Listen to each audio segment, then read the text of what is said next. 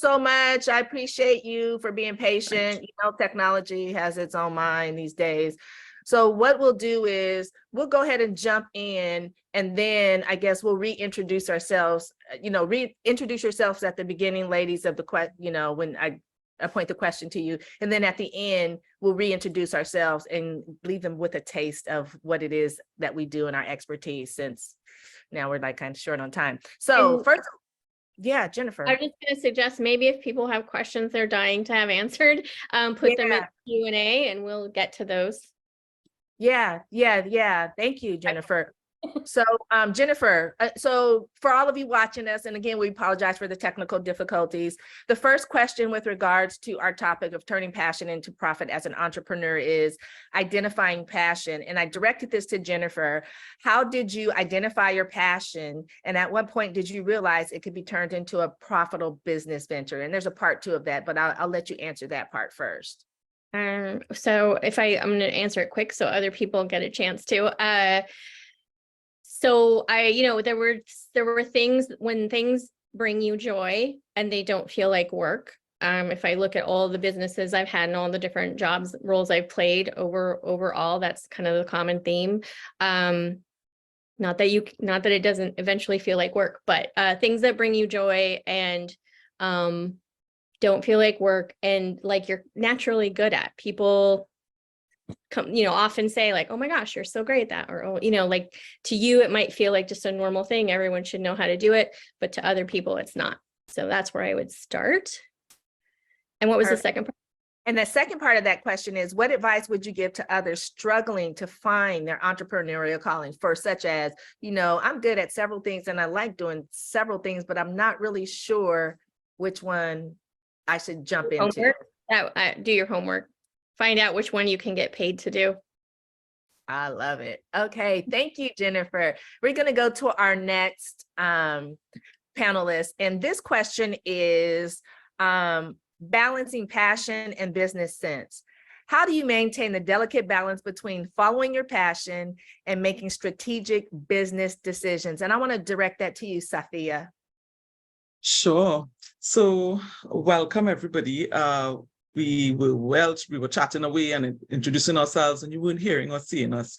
All right. Now, one of the things with me, just piggybacking a bit of the question that you asked, and if I know to answer this one, because my background is business and accounting, and I have been teaching it for quite a number of years, even at the master's level, and then being in business before, failing at that, and that was an apparel business, and then coming back into business now as a consultant, learning all of the messy lessons, because what I've learned, many of the business professors have never had a business. Many of these entrepreneurship professors have never been entrepreneurs. And so the rubber hitting the road is something very, very different that they can't really teach you as much of in the classroom. It is a practical side of business. And when you get into there, you would quickly realize, I enjoy doing this, as Jennifer said. That's one of the ways to find what you can turn into business. However, you're going to realize very quickly that you can't take passion to the grocery store and to pay your bills and to pay your child's university tuition. And so you quickly realize that you have to become strategic. You have to make decisions to balance ensuring that you can live off of this passion. If it's just a passion, you can't live off of it, then it's not really a business, it's a hobby, and an expensive one at that. So we're talking about being in business, not necessarily having a hobby. All right. And for me, I see business everywhere. It's something. I mean, any business idea you give me, with a bit of research, you can probably find a way to monetize it.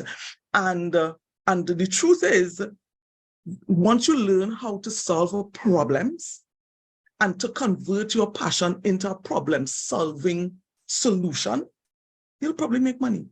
All right. And I think sometimes that's where the gap is. So that'll be my quick and dirty answer to that question. Thank you. I have another part to that question. Can you share a specific example where this balance was tested in your entrepreneurial journey? And I know you kind of shared a little bit when we did the introduction and nobody could hear us or see us, but can you just share a specific example where you were tested with this? Safia. Oh, so, okay.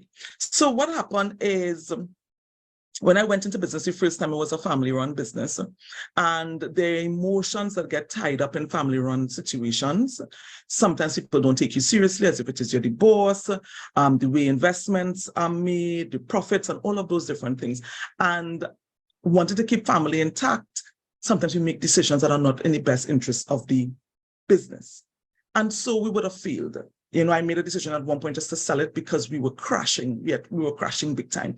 Lost my home because my home was securing the loan for the property for the business. Lost well over $1 million. And having gone through that, and again being an accountant and a business person, right, business teacher, that was huge embarrassment.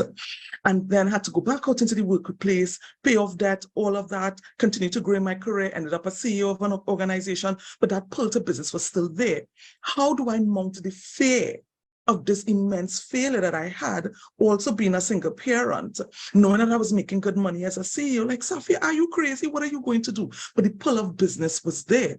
But going back in, I knew that I had to do it differently. I knew I had to take the lessons. So I can spot a failing business from afar because I know the red flags. I know what they feel like. I know what the owner sounds like. I know the words, the desperation in their phrases, because I know it. I've been there. And so warding that off, even seeing it in my own business, is something that I do every single day, doing the monthly checks, the quarterly checks, the half-year check. Just come out of a half-year check with my business, and we enter some major changes to ensure that we finish the year strong. So really, you are going to go through testing times. It is inevitable, but learn to learn from them. They're not failure. They're learning lessons. And if it is you. And if you choose to learn, then you will learn and you're going to come back stronger. Yeah. Oh my goodness. I love it. You guys watching and listening to us. We've all had this journey of being a woman in entrepreneurial world, which is still quote unquote considered a man's world. And even though we may fail at something, it's not really a failure. It's just a lesson learned on how not to do something, as Safia just explained to us. So if you're on your journey and you're out there, you season, you're beginning, whatever, and you have some failures, just know that you've learned a lesson on how not to do something. So the next time you do it, you'll know how to do it that much better. So now I want to direct this next question to Viola. Overcoming challenges. What were some of the most significant challenges you faced in converting your passion into a viable business? Well, in my case, it's an entirely digital business. So I was saying before, when no one was hearing us, it's a Black Platinum Gold is a online auction platform for luxury travel all around the world. So basically, clients can bid and win at auction trips, vacations, and experiences all around the world. And being a digital business, of course, the first challenge was to earn people's trust. Because when you see a new platform, and even if it looks good, it looks intriguing, you're curious about that, when it comes to the moment that you need to make a payment, you need to give your personal data and finalize an order, if it's something that you never heard before, you will not. So, I mean, no one is ever happy to be the first one. So that was the biggest challenge, of course, even also because the company, as a startup, of course, it started in 2017 as a very small company and with a small budget, of course, which was invested in more in technology than in marketing and communication in the very beginning. So that was for sure the biggest challenge to let's say, to convince the first customers to place bids and to finalize their orders on the platform. And then everything became always more easy when we started to have the first reviews on Trustpilot, for example, the first content from people who were actually traveling and enjoying themselves and saying nice things about the platform. And so I'm not going to say that now it's easy, but we have a growing database of clients, of subscribers, of people that can attest and testify about not only their trips and vacations, but also about their experience with the platform. So with I don't know, the assistance, the customer care, the quickness in the operation, the response and everything. So, but for sure that was the biggest challenge. So earn people's trust in the very beginning with a business which is only digital, with no reviews and nothing. And then I have, but this is more personal. I have a personal challenge because part of my job, of course, is to always find new partners around the world on the property side. So I mean, hotels, resorts, private villas, private islands as well, and cruises. So I like to still take care of that part myself. And so this is maybe can be a funny story for you, but I am also a vegetarian. I'm really involved into animal welfare and sustainability and all these kind of things. And sometimes I have to face some challenge because there was this villa. I'm not gonna say the name, but it was a very, very beautiful villa. And they wanted to partner up with Black Platinum Gold, and that would have meant for me, of course, a good income. And also, I mean, it was a positive thing, except for the fact that that was a hunting lodge. So people were going there in order to hunt every day. And so I was like, okay, this on the business side, this could be a good thing. But then I was like, okay, but this is my company and is mirroring my beliefs. So of course I'm gonna compromise on many things, but I just don't want a hunting lodge on my platform. So I said no in the end. So you won't find any hunting lodge on the platform. But of course you can be 100% like this was an extreme case. But of course, another challenge is to compromise what you would like to do, what your feelings are, with what's the best for your business, and what's the best business decision, and what's the best for your company. So in that case, I allowed myself to take the luxury and say no, but of course you cannot always do that. So for me, that's more a current challenge. I love it. I love that you shared the wisdom about sometimes we are confronted as entrepreneurs with phenomenal opportunities, but they go against what's in our heart and soul and our passion. And we have to sometimes make that decision to stay true to ourselves and be in our heart and soul and passion and forgo the money. And my belief is that if you stay true to your heart and soul and your passion, if you pass up on that opportunity that doesn't resonate with your heart and soul, there will be another better opportunity that will come along your journey. So if you just keep that feeling within you and stay true to yourself. So many of us, and I know you guys have seen this too, so many people don't do that and they end up miserable. They feel miserable, they look miserable, they end up getting sick. Yeah, they're making a lot of money, but as we all know, money can't buy your health and well-being once you lose it. So thank you for sharing that, because I think that's very, very important, particularly for those people that are starting their journey or in the midst of their journey. So thank you, Viola. Okay, Valerie, girl, this one is for you. So funding and investment. We all know we can't start a business when you don't have no money. You can, but it's a little bit more challenging. How did you approach funding your business venture literally? And then a second part of that is, what strategies would you recommend for aspiring entrepreneurs seeking financial support for passion-driven businesses? So let's tackle the first one. How did you approach funding your business venture? Well, all businesses are different, and require different startup costs. And, I was in a fortunate situation. I didn't need funding to start my business. It was a computer, a membership to some of the local chambers, and I bootstrapped it. I didn't ask for any funding. I just went ahead and kept my overhead costs incredibly low. And for that initial few years, it was just myself and another person. But as the business grew, the most important decision that I made was to find an exceptional CPA. And starting a business at age 24, you don't know about these things. You don't even know the right questions to ask.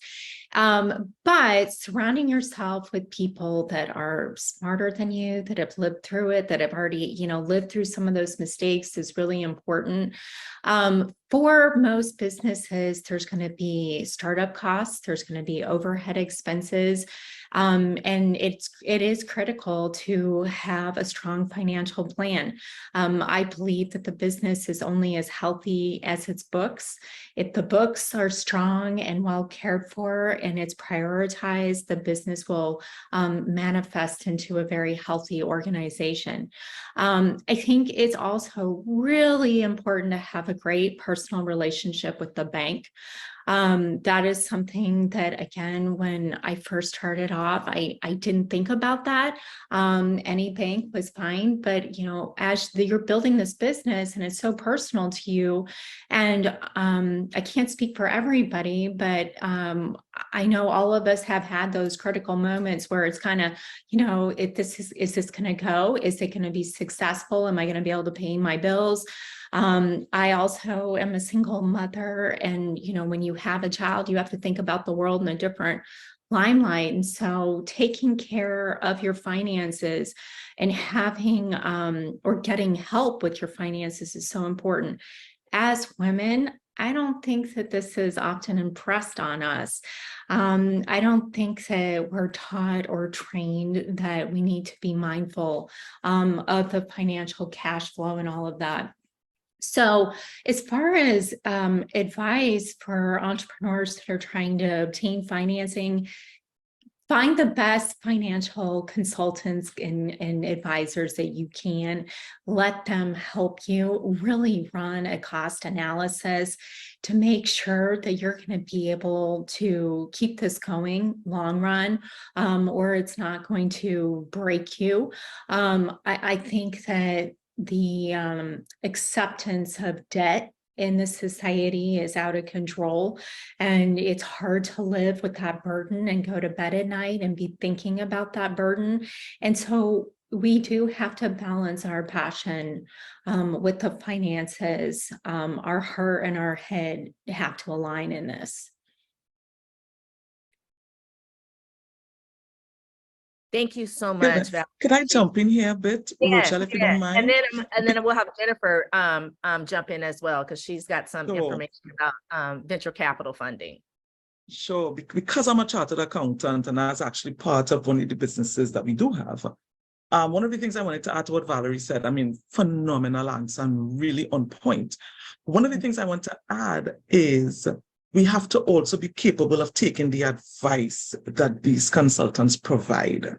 It makes no sense hiring a professional and then not willing to take their advice. But I want to putting back on my business owner hat, that there has to be the balance, because sometimes business may not get where you're coming from or what you're trying to do.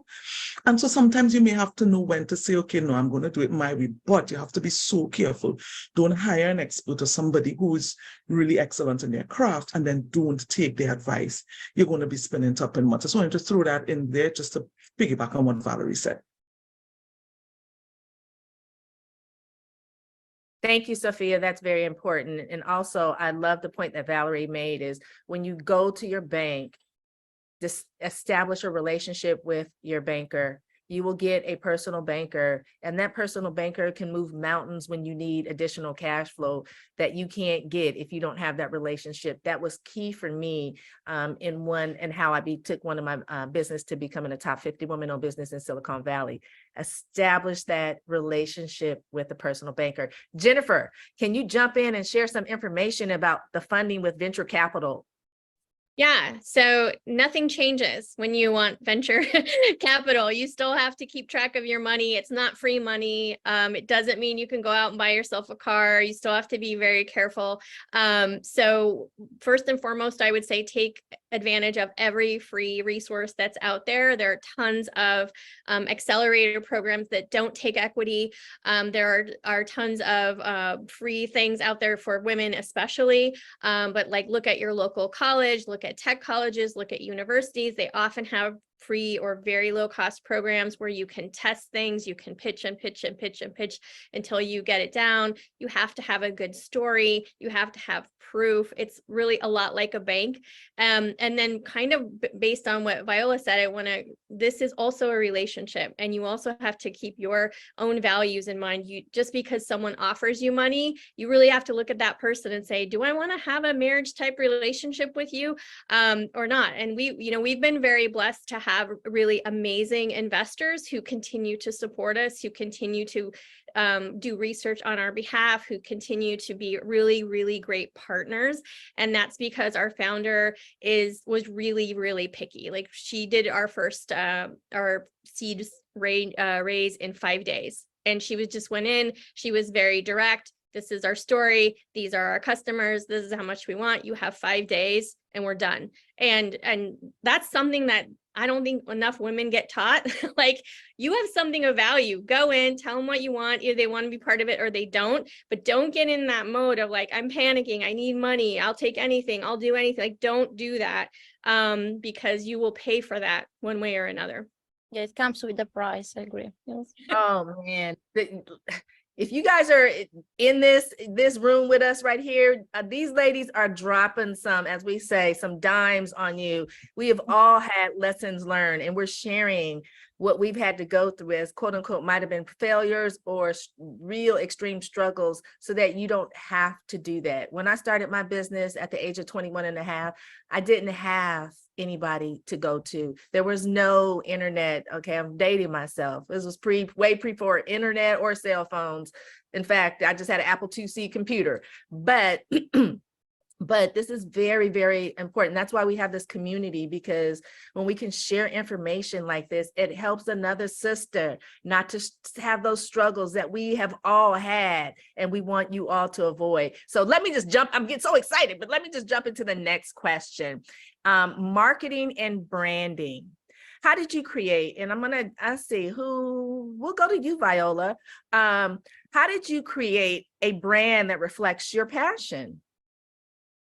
Well, in my case, Black Platinum Gold, the main line that you see when you go on the website is your dream vacation is just a bit away. So this means that first of all, as I was saying before, it is really personal, because luxury is not only about the number of stars of a property, rather than the authenticity of the experience that you're gonna live, something that make you go back home richer compared to when you left. So it's not only about being pampered in a 5-star hotel. So when I say luxury travel auction platform, sometimes people think, okay, this is just about 5 stars places, but it's not. Of course, you expect a certain level of service and standard, but luxury is indeed very personal. So for me, luxury could be being alone on a tree house, and maybe for you could be being on a rooftop in Dubai. So the main thing that we want to communicate and around what we build, the entire, not the entire, but let's say the biggest part of the communication message is that you need to you are the one deciding how much you want to fight for a certain experience, so in a playful context with the bid, and then you're the one making it priceless, so making the experience priceless. So something that you can only create by yourself, by the experience that you're going to bring home with yourself. And regarding the branding, I try to insert this message in every piece of communication. And then there is, of course, a lot going on about the single stories of the places, of the destinations that we have. And also really important is the positive impact that I want to give. So for example, if you're traveling to a place in Africa, for example, in many cases, not in all the auctions, because this is not always easy to do, but in many of the auctions, you will know that a percentage of what you're bidding is going to help a local cause. So we will choose a local cause. For example, there is one in Africa, an itinerary of a 10 days itinerary in which you will also go and visit an orphanage for elephants. And even before going there, you know that the 8% of the bid that you place is gonna help the elephant. So it's about these three things. Let's say the luxury that is personal, the positive impact that you're gonna have when you travel with us, and also how much you are willing to make an experience priceless. So with your own, let's say, the personal touch that you want to give. So there are different ways in which you can live the very same experience. So then we will bring you there, but then it's up to you to make it priceless. So the way you will live the local culture, the way you will live, you will have a positive impact, the person you will go with, and so on. So. Perfect. Thank you, Viola. We have a question from Kelly McDowell, Yeah. and she wants to know, she says, I think you touched a little bit on it, but what resources do you feel are the best to build a community of women, business-minded people, i.e. Chamber of Commerce? I've heard of a group called Polka Dots, Women Ignite, and other resources. Would you point us to generate excitement with other high vibe creative people? So I'm gonna unmute yourself, ladies, or Jennifer, whoever wants to take this question and help Kelly and the rest of the attendees understand where they can get that community of women that will support and help lift them up. I think we all probably have an answer, so I'll be brief. So there, as a kind of like an oxymoron in being an entrepreneur, it's incredibly lonely, and you have to be networking all the time. And so, you know, building a community, I don't think there's a magic recipe for it. I think, you know, connecting with people on LinkedIn that you see that are doing exciting things, reaching out to people that are you think are like-minded. Don't be afraid to like reach out to people and ask them, hey, do you want a virtual cup of coffee or whatever? Like, I'd love to, get some feedback on things, and you can do that. And also remember that like this is your thing, and there are going to be times when you have to just motivate yourself, and you're the only one that's going to understand everything. And there are moments when it's very lonely, and that's okay. But yeah, I would say like make your own tribe. So I'm sure other people have ideas. Love it. I love it.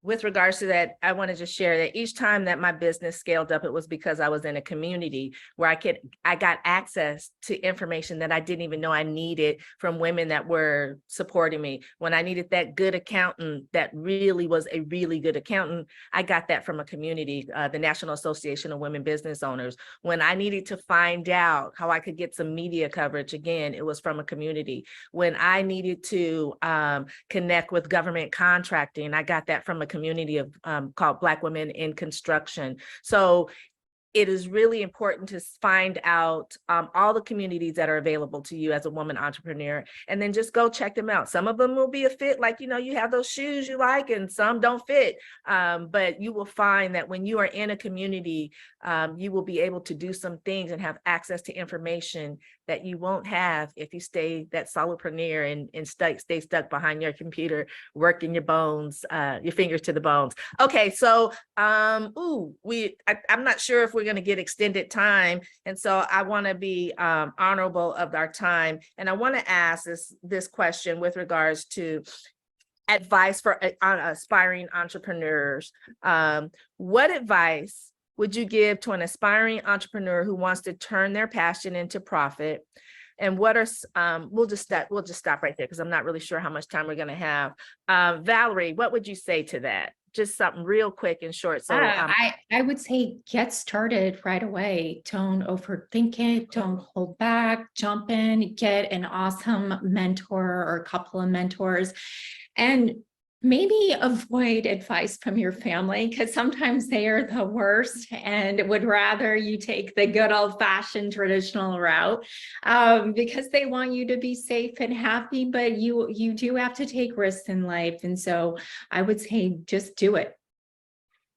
Perfect. Actually, we've been blessed with extra time. So I'm you see, out there, you were received. So thanks to our fabulous coordinator of all of this, Lindsay. So Safia, what would you say to that? What would you share with a woman out there that wants to be an inspiring entrepreneur? So what I would say is this, it's a funny thing. And the funny thing is, based on our upbringing, entrepreneurship could be so easy, such a natural fit. There are people who I know who have never been employees. And then there are persons who absolutely is terrified of entrepreneurship because they've only been employees. But I want you to know that you can. Once you make a decision to, it is very, very possible. And not just to survive and be a struggling entrepreneur, but to be thriving, and a successful one. Getting to me, mentorship is so critical. And do not only expect free mentorship. Sometimes you have to pay to get into the right rooms and to connect with the right people, right? And something Rochelle said that I just want to highlight, put a big, big spotlight on. What you don't know really is the difference between where you are and where you want to be. There are things that you don't even know that you don't know. Be open to knowing. It may even feel counterintuitive. And the reason why it's feeling counterintuitive is because you don't know it. If you knew it, you would have done it, and then you wouldn't be where you are. So the fact that you are where you are means that you don't know it. So doing something that you don't know will feel counterintuitive. But if it's a mentor that you trust, and again, the person cannot be a mentor if you don't trust them, you have to take the advice that you're getting. Do it. Just do it. Know that you can do it. All right. Believe in yourself. Once you believe in yourself, let me tell you, the whole world could tell you something. I grew in an environment where you go to school, do well in school, get a government job, buy a house, buy a car. I did that by age 23. And then I was like, what next? Like, what is there to do again? And let me tell you, sometimes that is not your path.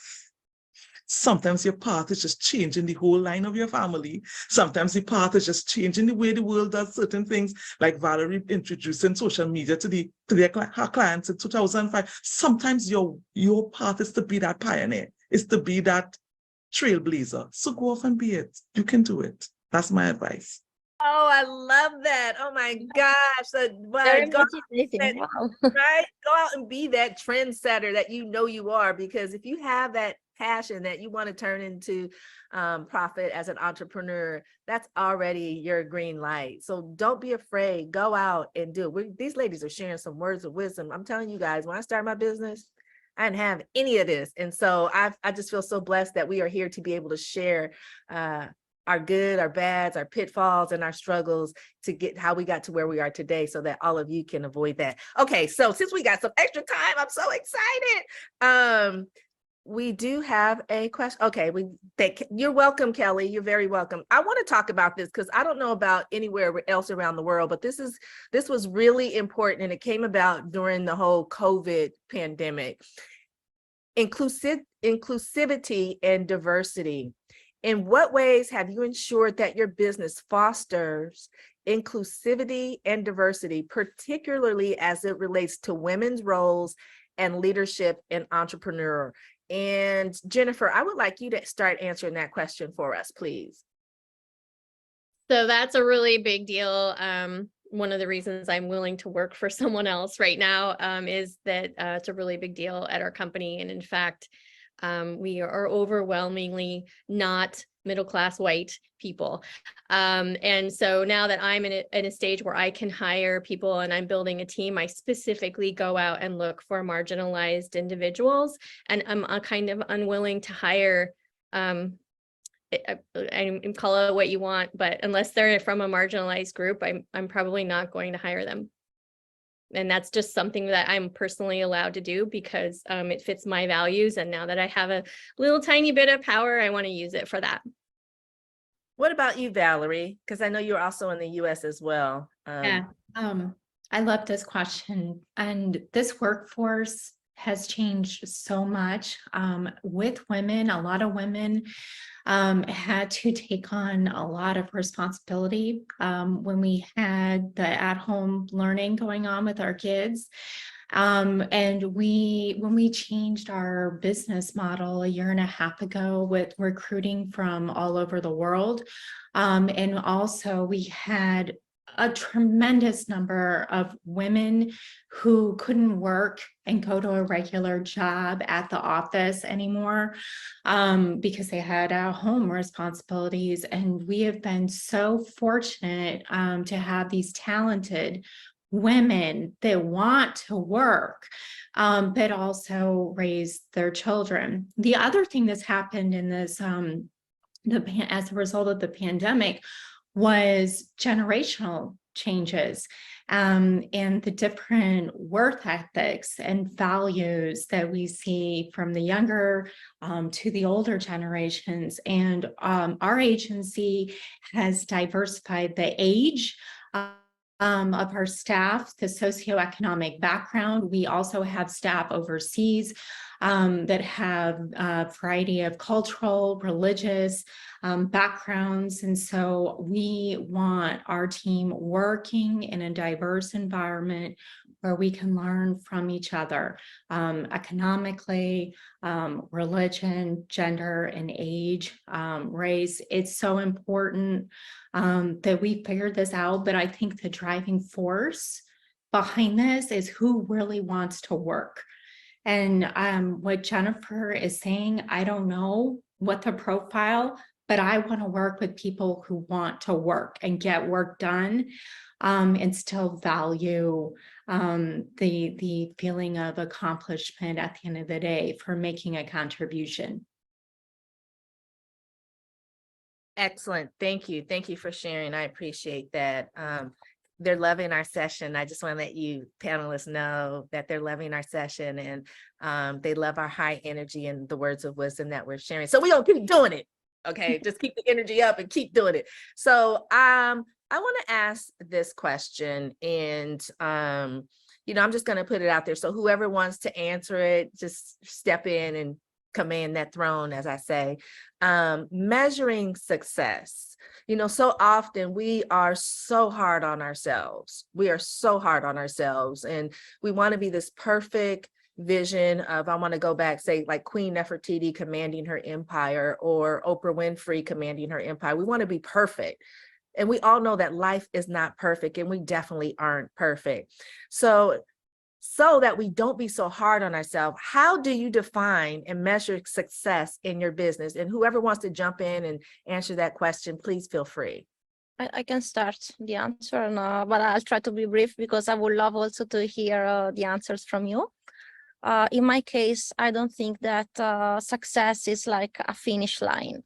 I think it's something that you feel every day that you're achieving or not. So it's basically, for me, it starts with the way I feel at the beginning of the day when I know that I have a company to grow and to run, and so many things to do, so much commitment and effort and everything. And for me, the first, let's say, success is being here, because I was in another life, how it looks now. I was an engineer, so a naval engineer working for someone else. I studied for so many years to do that. And then it was not so easy, to suddenly turn back to everything and jump in the unknown, because of my background was as an engineer. So I didn't have like an economics background or an entrepreneurship knowledge. But luckily I was always curious in learning new things. And I love learning new things, and I like the challenge. So I actually personally, I deliver much better when I am under pressure. So what works for me is actually not to feel too close to success, to feel on the right path, but not too close to that, because I need to keep feel under pressure every day to deliver the most of what I can do. But in the end, I don't think there is gonna be, in my case, one day when I'm gonna feel, okay, now I reached the success, and now what? So it's gonna be something that I will just feel every day the way I feel, and I will know that I'm on the right, if I am on the right path or not. But this is really personal, so I would love to hear also your answers. Love that. I love it. Basically, Viola says success is not the end goal, it's the beginning goals. And you know, and she continues to reinvent in her mind and in her soul things she wants to accomplish. And once she accomplishes, it's not a success. I remember running track and field as a little girl, and I was a 400-meter runner. And it was like, of course I wanted to win. I wanted to come in first. But one of my coaches told me it doesn't necessarily mean that if you don't come in first, you weren't successful. You can measure your success by if you cut seconds off your time that you ran, or, you know, fractions of a second, that's a success.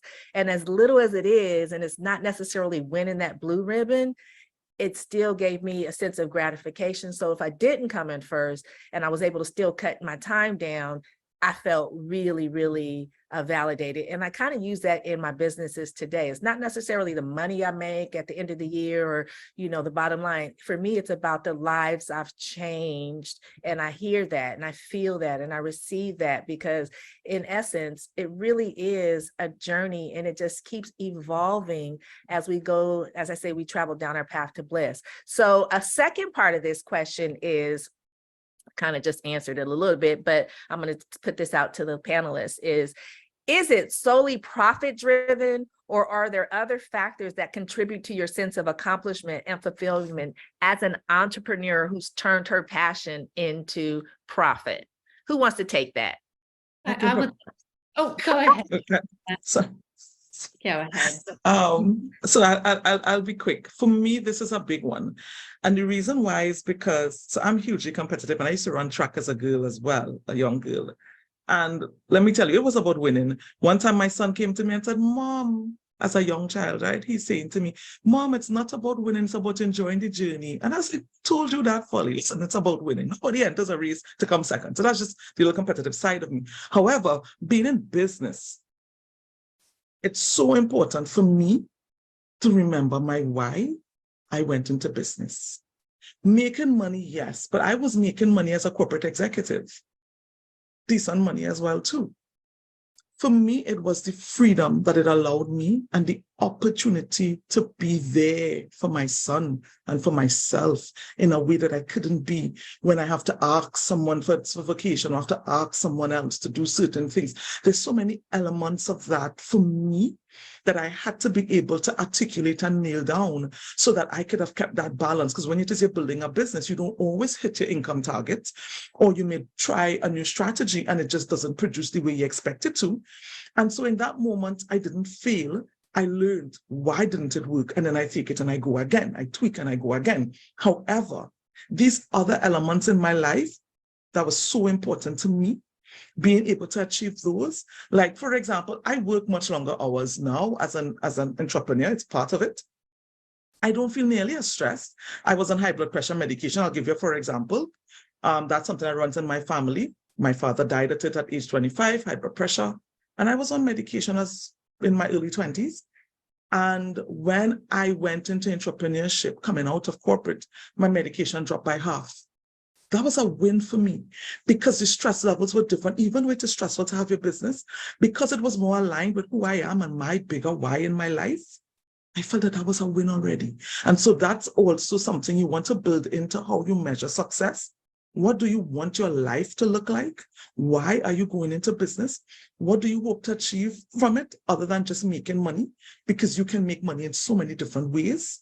But what does this business give you, or these businesses give you, that something else can't? So yeah, just wanted to add that perspective. I love it. I love it.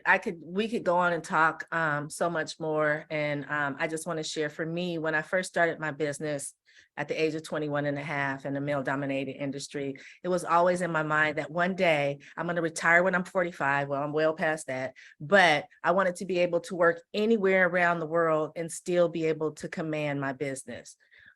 Was no internet, so I don't know where I got that from, but here I am today. And I say a measure of success for me is I have 2 businesses, and I can be anywhere in the world and command my business. I have the freedom to be wherever I want to be, whether I want to be sitting on the beach or, you know, in a castle or wherever it is, to really command my business empire, and it doesn't stop. And to me, that is so freeing and so exhilarating to my heart and soul, that I'm telling you all that if you're watching us, There's no reason why you should not be able to turn your passion into profit as a woman entrepreneur and command your throne. You just have to get clear about the vision you want to set out for yourself and then go do it. Find a community of women like us and go do it. And since we're almost out of our time, I just want to start with the introductions that we kind of missed with technology. But my name is Rochelle Marie Lawson. I'm known as the Queen of Feeling Fabulous. I started my first business in 1989 as an electrical engineer who couldn't get hired in Silicon Valley. And I started a first telecommunications installation company in the Western region of the United States. And in 2008, I started my second business, which is turning Blissful Living for You, which is helping women to unlock their bliss, entrepreneurial women to unlock their bliss so that can not only have, but live the life of their dreams. And we do that by balancing the pillars of wellness, wisdom, and wealth. And so Jennifer, I'm going to turn it over to you. Quick introduction, please. Yeah, I'm Jennifer Harris Krall. I have had multiple businesses in my life, and now do work for an early stage startup as director of growth, where I really am fully autonomous. And I just wanted to add in one of the things, I'm kind of on the other side. In this panel, I'm probably the oldest one here. I'm in my 50s, so I'm looking at the other side of things.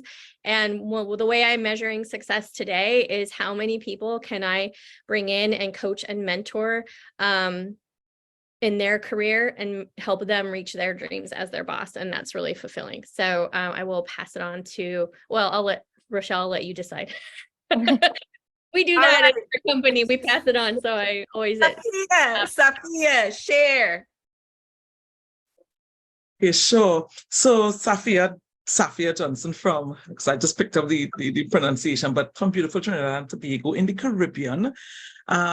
So I am a chartered accountant and leadership strategist, and that's what I do every day. I'm the founder and CEO of Safia Group, and we're a multidisciplinary agency that really supports organizations to take them to their next level of success through one or a combo of our services, and that's in the area of accounting, human resources, strategic planning, and leadership development. And the newest kid on the block as part of the group, we launched Safi's Comfort Food. That's in the food and beverage industry, and that's a broccoli salad that offers comfort without guilt for persons on their fitness journey. All right, so that's what we do in a nutshell. And just to continue to see the work that we do, safiagroup.com or safiajohnson.com, you're going to see information there. It's my pleasure. Thank you, Safia. Viola. Hi, everyone. I'm Viola Palescandolo, and I was born in Naples, Italy. I am a former naval engineer, and I moved to the Netherlands, and where I was working as a naval engineer for luxury super yacht builders. And that's when I decided that I wanted to have my own business and be an entrepreneur and be my own boss. And I created Black Platinum Gold in 2017, which is the first online auction platform only dedicated to luxury travel all around the world. So basically you bid at auction for luxury trips, experiences, and vacations all around the world. So we have all kinds of destinations now, from Iceland to the Maldives, to Southeast Asia, to Fiji, to Africa. So there is a lot. So there is something for everyone. And as I was saying before, we also want to put a lot of effort in travelers having a positive impact in the destination they travel to. So we are trying to help local causes almost with each one of the auctions that you will find on the website. I'm the sole owner right now, so I founded the company all by myself. I have a great team supporting me now, but I'm still involved in all the processes, and I like to be involved in all the decisions and the strategy, of course. And I also am a show jumper, so I love to go to show jumping competition with my horses. This is the second biggest passion that I have. The first one is my company. Thank you, Viola. I appreciate you. And bringing it home for us, Valerie. Thank you. I'm the CEO and founder of Jennings Social Media and MarTech. This month marks our 20th year anniversary, and we're very excited to be celebrating that with friends, family, and clients. Yay. I started the business in 2003 and 2005. I introduced social media to our clients, and I'm considered an early adopter. We have continued to embrace AI marketing technology. I often speak at conferences on this. And we work with clients all over the country and world in a lot of different industries and verticals. Again, it's been a pleasure to be with you ladies this morning and learn from you. Appreciate the moderating, Rochelle, and just a blessing to share this with you guys today. Thank you, ladies. And there you have it, the fabulous 5 of turning passion into profit as an entrepreneur. I hope you've enjoyed our session. It's been a pleasure to be here with you all this morning. And I know you had received lots of nuggets of gold from my my established other entrepreneurs with me. I don't know what else to say, but other than to thank you, and please connect with us. I'm sure that you can find our information on our pages in the Future Women's Conference, and definitely you can find us on social media. I know we're all over the place, and I guess that's it, ladies. And again, thank you so much to all of the attendees that were with us today. Thank you to Lindsay, the event coordinator extraordinaire, for allowing us to share our words of wisdom with you. And I guess I'm just going to say blessings to you all. Start your journey as an entrepreneur, and if you have questions, please feel free to reach out to any of us. We are here to support you. And if you're already established and you need some guidance, we are also here to support you as well. Thank you for your time, your patience, your grace. And until next time, Until be next healthy, time. wealthy, and wise, ladies. Thank you, Rochelle. Bye. Bye, ladies. Excellent job, Rochelle. Bye, everyone. Thank you. Thank you. Bye, Lady Sophia. I know we'll be talking. So Yes. ladies, reach out to me if you need anything. Okay. Bye-bye. Bye. Thank Bye. you. Bye, Rochelle.